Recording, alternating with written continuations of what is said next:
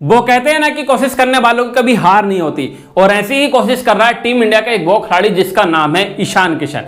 ईशान किशन वो खिलाड़ी है जिसे बीसीसीआई पहले कॉन्ट्रैक्ट से निकालती है, कॉन्ट्रैक्ट से ड्रॉप करती है, उसके बाद T20 क्रिकेट से भी भारत के लिए बाहर करती है, और उसके बाद ओडीआई क्रिकेट से भी बाहर करती है, टीम इंडिया का हिस्सा नहीं बनाती है, उसके बाद उन्हें टेस्ट क्रिकेट से भी ड्रॉप किया जाता है। ईशान किशन वो खिलाड़ी है जिन्होंने ना सिर्फ भारत के लिए बल्कि दुनिया के लिए फास्टेस्ट डबल सेंचुरी बनाने का रिकॉर्ड बनाया है, और ऐसा खिलाड़ी भारत के पास है। आपको याद होगा बांग्लादेश के खिलाफ ईशान किशन ने दोहरा शतक लगाया था वनडे क्रिकेट में, और वो दोहरा शतक 126 गेंदों में निकला था, जो आज तक का बनाया गया ओडीआई क्रिकेट का, वनडे क्रिकेट का फास्टेस्ट दोहरा शतक बना हुआ है। इसके बाद ग्लेन मैक्सवेल आए थे जिन्होंने 128 गेंदों में दोहरा शतक लगाया था, लेकिन ईशान किशन ने यह कारनामा अपने नाम किया था। इसके बावजूद भी ईशान किशन को ड्रॉप किया जा रहा है लगातार भारतीय टीम से। पहले कॉन्ट्रैक्ट से बाहर करते हैं, जबकि कॉन्ट्रैक्ट से बाहर सुरेश अय्यर को भी किया गया था। गौतम गंभीर टीम इंडिया कोच बनते हैं, सुरेश अय्यर को वापसी कराते हैं, कॉन्ट्रैक्ट्स की जितनी भी दलीलें होते हैं वो उनके ऊपर से खारिज करते हैं, हटाते हैं उनको, और सुरेश अय्यर को टीम इंडिया में वापसी कराते हैं। अब ईशान किशन भी उसी जिद्द को लेते हुए टीम इंडिया में वापसी के लिए अपने इरादे जो है वो जाहिर कर रहे हैं।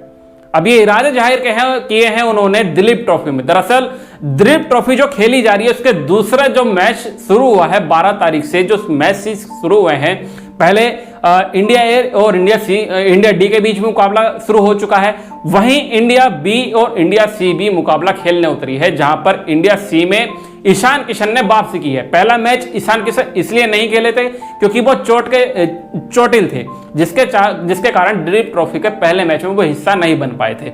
लेकिन अब दूसरे मैच में दिलीप ट्रॉफी के दूसरे मैच में ईशान किशन ने ना सिर्फ वापसी की है, बल्कि इस वापसी का जो उन्होंने अपने शतक से वो जाहिर कर दिया है, और टीम इंडिया के वापसी के लिए एक उम्मीद जो है वो जगा दी है। अपनी कोशिश उन्होंने दिखा दी है, जिद्द जो है वो टीम इंडिया में वापसी के लिए दिखा दी है। दरअसल आपको बता दें, ईशान किशन ने 111 गेंदों का सामना करते हुए इंडिया सी के लिए 126 रनों की कमाल की ताबड़तोड़ पारी खेली है।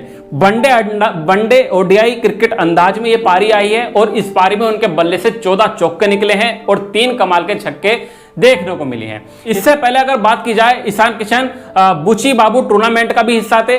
चोट के पहले वो टूर्नामेंट खेला गया था, जब इन्हें चोट लगी थी उसी टूर्नामेंट के दौरान उनको चोट लगी थी, लेकिन उस टूर्नामेंट में इन्होंने शतक लगाया था। 107 गेंदों में 114 रनों की वहां पर उन्होंने पारी खेली थी, 50 छक्के के साथ लगाई थी, शतक भी छक्के के साथ पूरा किया था, और जो अपनी टीम को मैच जिताया था वो भी छक्के के साथ जिताया था।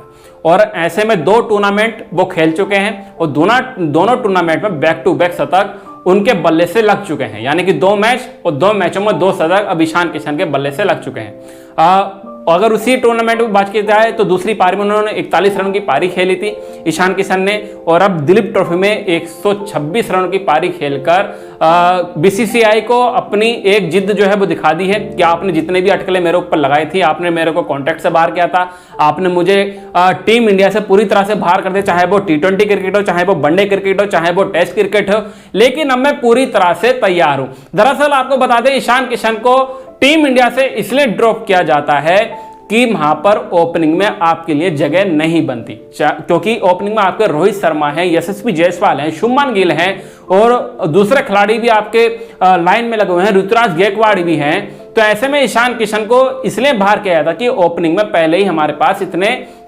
खिलाड़ी मौजूद हैं, तो ईशान किशन को कैसे जगह बन सकती है।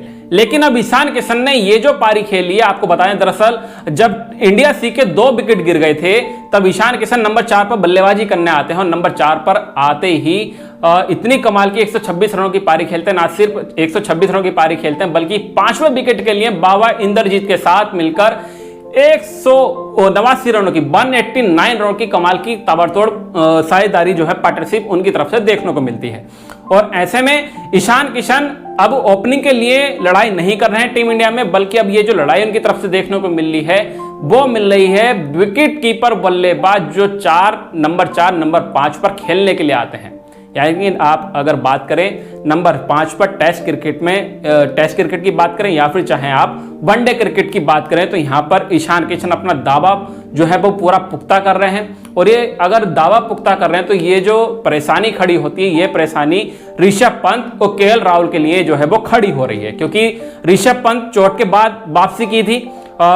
उसके बाद जब उन्होंने वापसी की तो उन्हें सीधा T20 वर्ल्ड कप खिलाया गया, T20 वर्ल्ड कप में उन्हें जगह दी गई।